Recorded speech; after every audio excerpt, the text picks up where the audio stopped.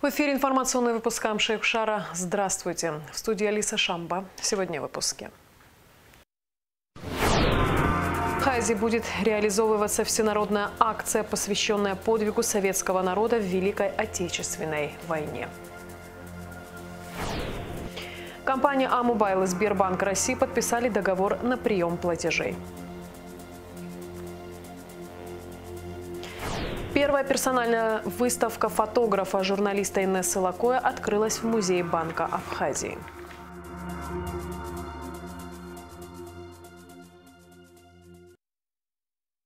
Начальник Госуправления по языковой политике и главный редактор детского журнала «Амцебыс» просят увеличить бюджетное финансирование Госуправления в следующем году с учетом введения новых проектов по обучению абхазскому языку и изменения штатного расписания. Об этом шла речь на встрече премьер-министра Александра Анкваб с Гундой Квицини и Гундой Сакани. Премьер-министра также проинформировали о текущей работе, о планах по реализации проектов, направленных на изучение абхазского языка. 8-летний ребенок погиб после падения с обрыва в Рицинском парке, сообщает «Спутник» со ссылкой на начальника РОВД Гудаутского района Зосму Гицба. Семейная пара из России фотографировалась на фоне озера, когда мальчик залез на камень и упал с высоты около 40 метров. На помощь пришли сотрудники Рицинского парка. Ребенка вытащили из обрыва и отправили на скорой в Гагрскую ЦРБ. Там констатировали смерть. Следственная группа РОВД Гудаутского района работает на месте.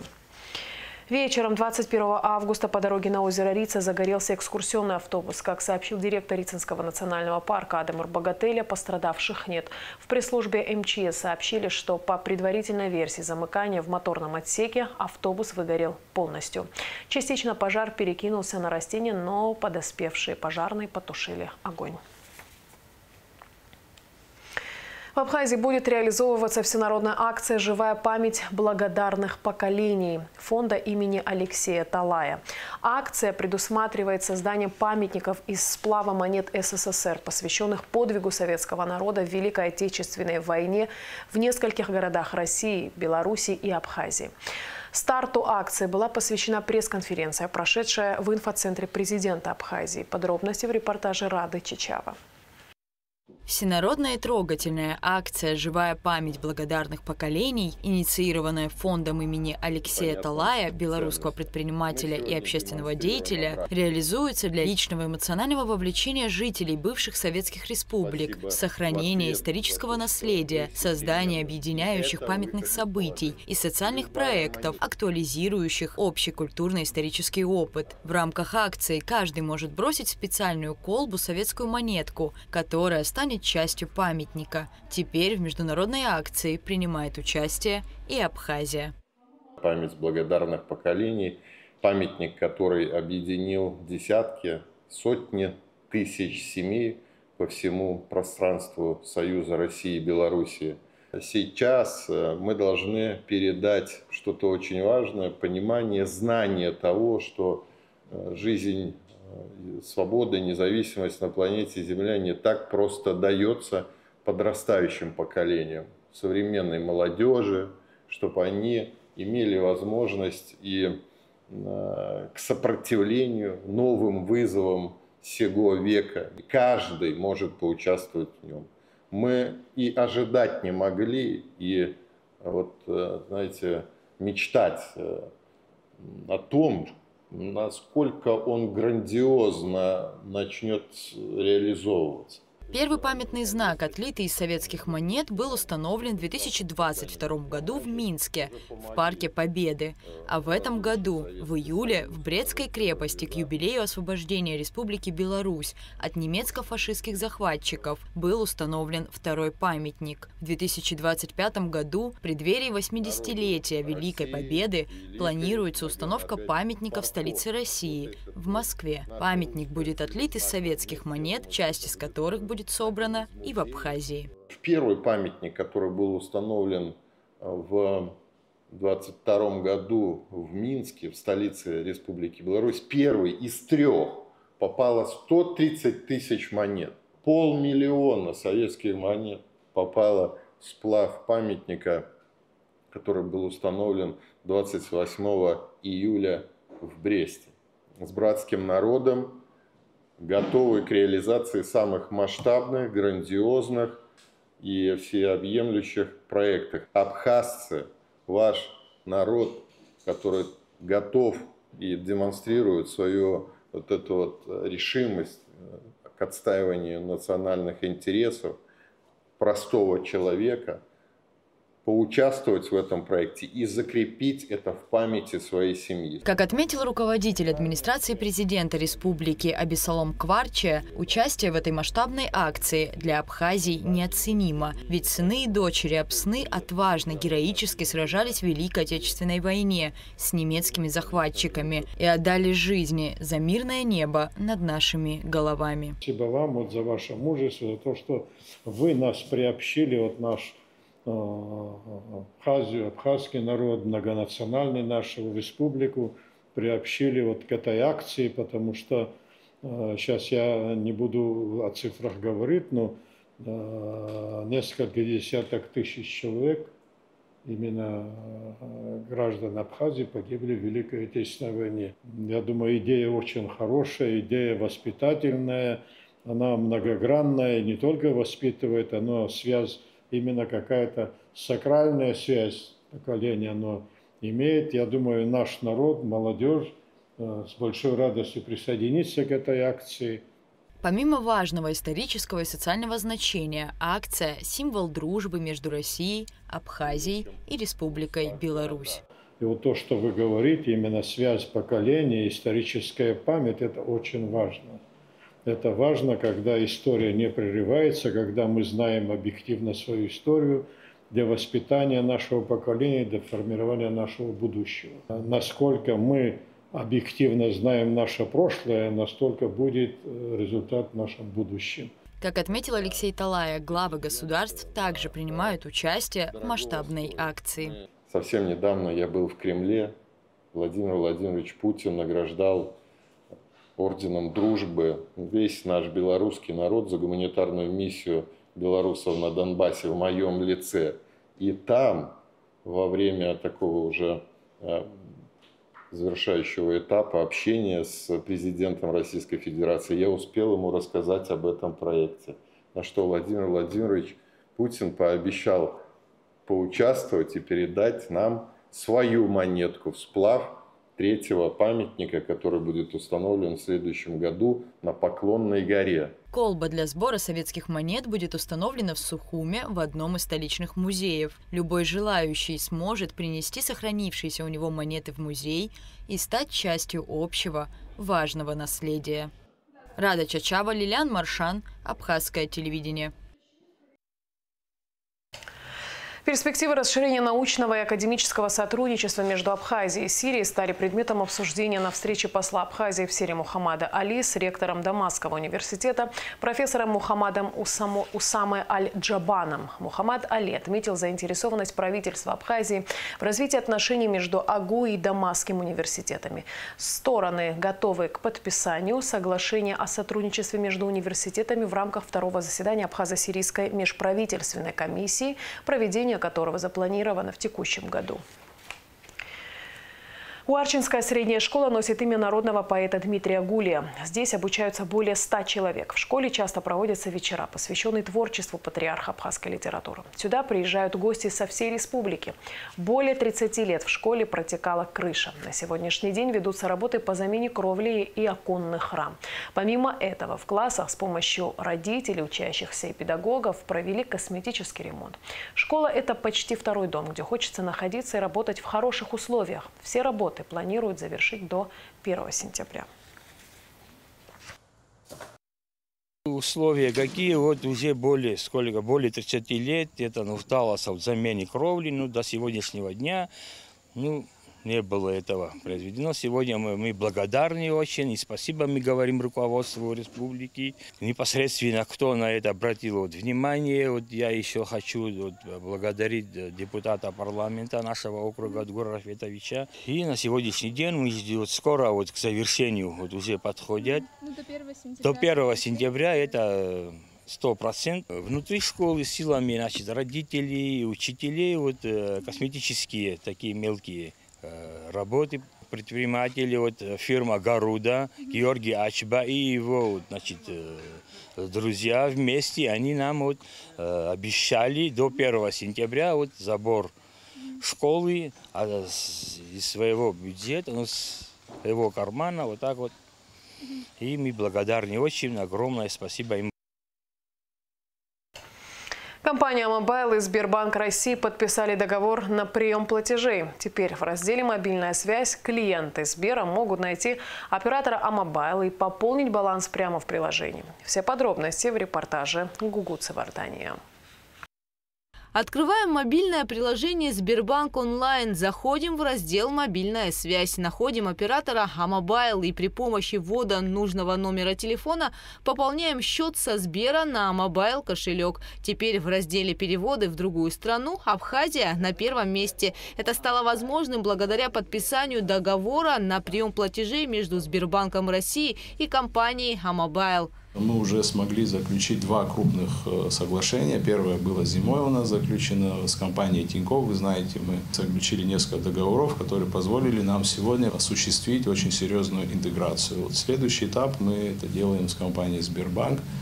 И мы в данном случае всю работу, которая была проделана со стороны IT, со стороны программистов, мы это делаем своими силами наших специалистов, которые работают в компании. Мы этим гордимся, что у нас очень сильная команда сформировалась. Это очень важный шаг в развитии именно IT и финансовых услуг между банком и телекоммуникационными операторами. Сбербанк открыт абсолютно для всех компаний, в том числе телекоммуникационные на территории Абхазии. Вот, поэтому, но в первую очередь для нас это создать финансовый и технологический сервис для граждан Абхазии и России. Также соглашение о сотрудничестве было подписано между Сбербанком России и Универсалбанком. В рамках договора через Сбербанк можно будет оплачивать услуги за местную мобильную связь, домашний интернет, благотворительность и многое другое. Со Сбербанком мы сотрудничаем давно, и мы очень благодарны Сбербанку Российской Федерации, что делегация со Сбербанка России приехала, мы подписали договор. И все знают, что Сбербанк России – это один из первых, который развивает всякие технологии, новшества. И поэтому мы думаем, что и в Абхазии у нас тоже это получится. Это для нас, для народа и для всех. По словам генерального директора компании «Амобайл» Бориса Барциц, сотрудничество со Сбером очень важное направление, ведь многие абоненты мобильного оператора являются клиентами российского Сбербанка. Теперь такие рутинные финансовые операции, как пополнение мобильного баланса и переводы на кошелек и карту АПРО Универсалбанка, можно осуществлять в 2 клика прямо в приложении Сбербанка. Мы этот проект развиваем уже около 3 лет, кошелек, даже около 4 лет развиваем нашу платежную систему Амобайл. И сегодня мы можем сказать, что действительно, если такие компании, как Сбербанк и Тинькофф, готовы сегодня с нами заключать договора, то это очень здорово. Мы дальше будем развивать эту систему и считаем, что очень большая перспектива в этом месте и для государства, и для компании тоже, в частности. По словам Бориса Барцица, одно из важных направлений, над которыми работают специалисты Амобайла – техническое развитие национальной платежной системы АПРО.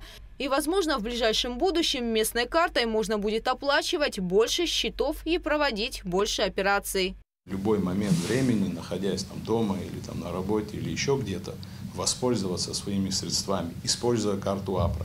Для этого как раз-таки и нужны мобильные банковские приложения, в которых виден остаток, в котором есть возможность использовать карту АПРО для того, чтобы что-то оплатить. Сегодня мы заключили договор со Сбербанком, с продуктом, который называется Сберхаб. Это уникальный продукт сегодня на российском рынке.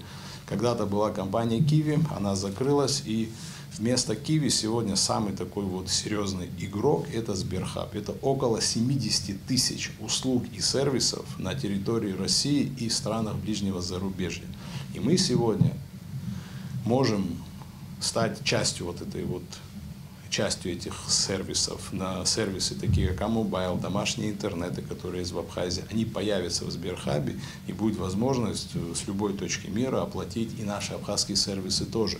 И этот вот это вот соглашение, оно позволит нам, нашим абонентам, нашим клиентам внутри Абхазии, нашим жителям предоставить этот перечень. Понятно, что 70 тысяч услуг им не нужно, но там есть десяток очень интересных услуг. Что сейчас происходит? Например, очень часто люди пользуются всякими маркетплейсами, оплачивают там на Wildberries, оплачивают на Озоне. Но, к сожалению, у Апры пока нету эквайринга, вот такого интернет-эквайринга. Но это можно делать и с помощью вот таких вот интеграций. Вот получая доступ к этой интеграции, мы позволим держателю карты Апра воспользоваться своими средствами и оплатить товары и услуги, которые в большом количестве представлены. И тогда появится ценность владеть картой Апра. В процессе внедрения также исходящие переводы с кошелька и карты Апра Универсал Банка на карты Сбера. Сервис будет запущен в ближайшее время. Гугут Савардани, Алексея Гухова, Абхазское телевидение. 50 административных правонарушений выявлено в ходе рейда в Гагарском районе 20 августа. Также продолжаются специальные рейдовые мероприятия по выявлению лиц без права управления автотранспортом и нетрезвых водителей. Подробности в материале МВД. Рейдовое мероприятие под контролем руководства УГАИ прошло 20 августа в Гагарском районе. Личному составу поручено сделать упор на водителей, пребывающих за рулем в нетрезвом состоянии. В ходе рейда 20 августа сотрудниками спецроты Центрального аппарата управления ГАИ МВД выявлено 50 административных правонарушений в области дорожного движения. Ситуация на дорогах страны остается непростой. Причиной тому ряд факторов, среди которых пренебрежение водителями правилами дорожного движения, нарушение скоростного режима управления транспортом в нетрезвом состоянии, рост числа автотранспортных средств и водителей на дорогах. Профилактическое мероприятие сотрудники МВД проводили до поздней ночи. Двое водителей лишены права управления автомобилем ввиду пребывания в нетрезвом состоянии. Рейдовые мероприятия, согласно приказу министра внутренних дел генерал-майора милиции Роберта Кьют, будут продолжены до минимизации нарушений ПДД. Основной целью мероприятия является спасение жизни граждан и обеспечение безопасности всех участников дорожного движения. Сотрудники госавтоинспекции продолжают специальные рейдовые мероприятия по выявлению лиц без права управления автотранспортом, нетрезвых водителей, а также тех, кто скрывает свое состояние, отказываясь от медицинского освидетельствования на предмет опьянения. Губас Давид Шалвович, 1979 года рождения, житель города Сухум, управлял автомобилем в наркотическом опьянении. Пащан Владимир Георгиевич, 1988 года рождения, житель города Гагра, управлял автомобилем в алкогольном опьянении. Гвазава Юрий Львович, 1974 года рождения, житель города Гагра, управлял автомобилем в алкогольном опьянении. Бастаджан Мария Размиковна, 2002 года рождения, жительница Сухумского района, управляла автомобилем в алкогольном опьянении. Хаджимба Аслан Сергеевич, 1990 года рождения, житель Гулрыбского района, управлял автомобилем в алкогольном опьянении.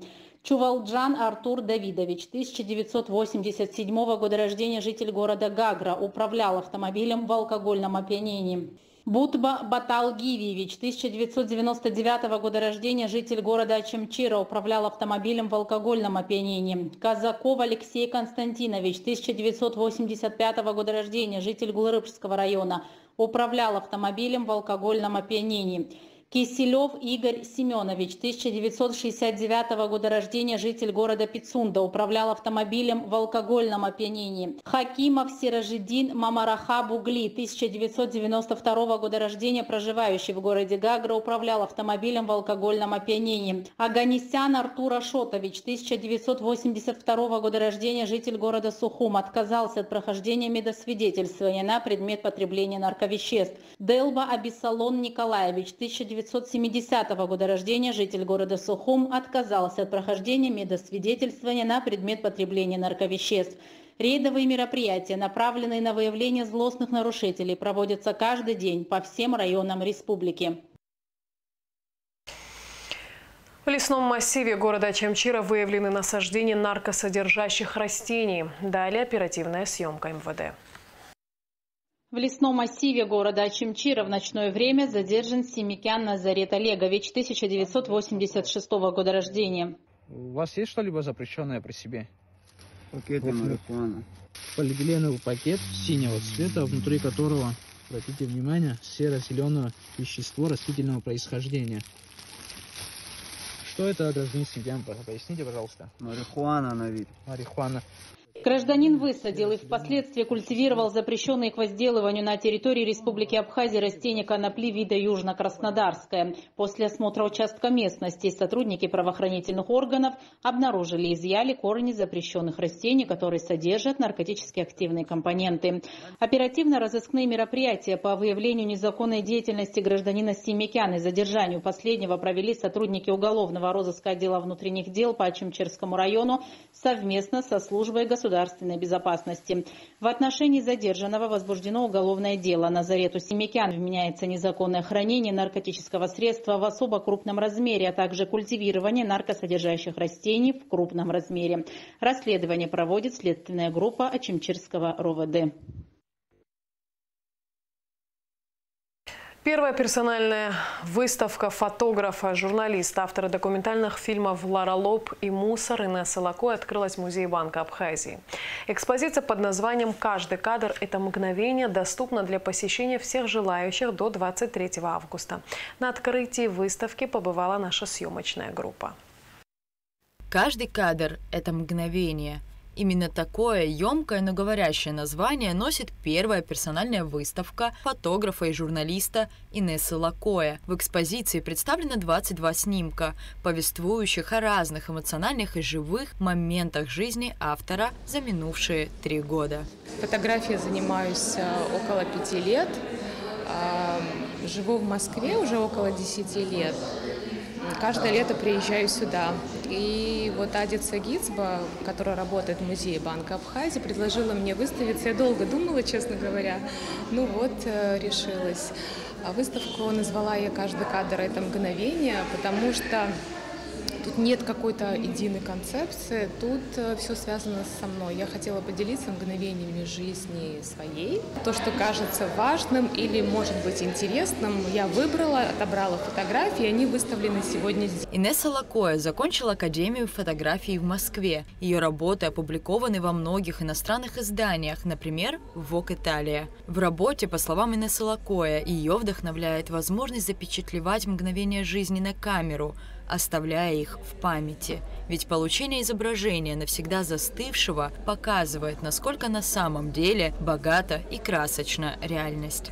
А фотография в моей жизни играет большую роль, потому что благодаря фотографии можно увидеть любые события, любых людей. Мы можем знать первооткрывателей, мы можем знать научные достижения. Мне нравится, что фотография оставляет человека в определенном возрасте, в определенном моменте. Говорят, фотография – это история, которую невозможно выразить словами. И каждый кадр повествует о чем-то, что возможно лишь прочувствовать. Работы, представленные на выставке, эмоциональные, живые, характерные. О предыстории и значимости некоторых из них нам рассказала Инесса Лакоя. Фотография моего отца. Я его сфотографировала, попросила жонглировать. В обычной жизни он, конечно, не жонглер, но мне захотелось представить его в том, что он не делает в повседневной жизни. Ему там 60 лет. И я знаю, что на этой фотографии ему вечно будет 60 лет. То есть я запомню его таким. И вот эта магия фотографии она привлекает. И, наверное, мне нравится, что мы можем возвращаться в прошлое, ностальгировать, возвращаться в детство, может быть, рождение свое увидеть. Главный посыл экспозиции, по словам Инессы Лакоя, важность мгновения. Главный важный посыл, что можно зафиксировать с помощью фотографии ежедневные, либо какие-то главные мгновения своей жизни. Мне кажется, что каждый человек это должен делать. Неважно, на телефон, на фотоаппарат, это не имеет никакого значения. Оставить, запечатлеть именно так, как есть, да, в определенном месте, в определенном отрезке времени, то, что тебе хотелось бы зафиксировать. Посетить аутентичную многоплановую фотовыставку в Музее Банка Абхазии может каждый желающий до 23 августа. Рада Чачава, Рамо Камке, Абхазское телевидение. Сборная Абхазии по художественной гимнастике принимает участие в сборах, которые проводит Академия «Небесная Грация» Алины Кабаевой в Сириусе, сообщает Апснупресс. Сборы спортсменок продлятся по 25 августа. 26 юных гимнасток из Абхазии сопровождает главный тренер сборной Ирина Китаева. Академия взяла на себя все расходы на проживание, питание и тренировки гимнасток из Абхазии. И в завершении выпуска о погоде. В четверг, 22 августа, ожидается небольшая облачность, жаркая погода, высокий уровень ультрафиолета. Температура воздуха ночью плюс 20-25, днем 29-34. Температура морской воды плюс 27.